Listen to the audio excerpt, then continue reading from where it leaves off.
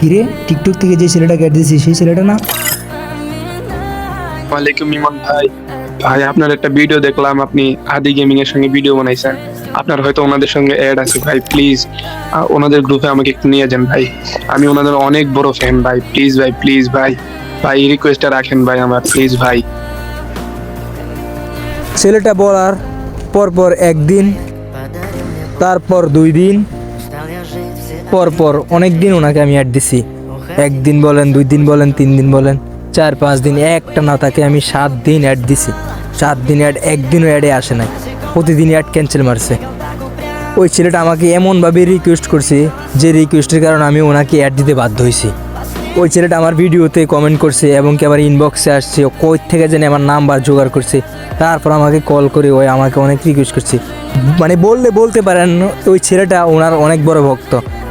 বলতে পারেন ওই ছেলেটা জাস্ট ওনার গ্রুপে যাওয়ার জন্য এত চেষ্টা, এত কষ্ট। পরপর 7 দিন চেষ্টা করার পরও আমি পারলাম না ওই ছেলেটাকে আদি ভাইয়ের গ্রুপে নিতে। তো দিন শেষে আমি একটা কথাই বলবো, যারা সাপোর্ট করে, যারা ভালোবেসে তাকে এত দূরে নিয়ে গেছে, আজ সেই ভালোবাসার মানুষগুলোই তাদের গ্রুপে পারে না যাইতে। অতএব দিন শেষে আমি একটা কথাই বলতে চাই, নিজেকে এত বড় করার দরকার নাই যে বড়টা মনে অহংকার সৃষ্টি করে।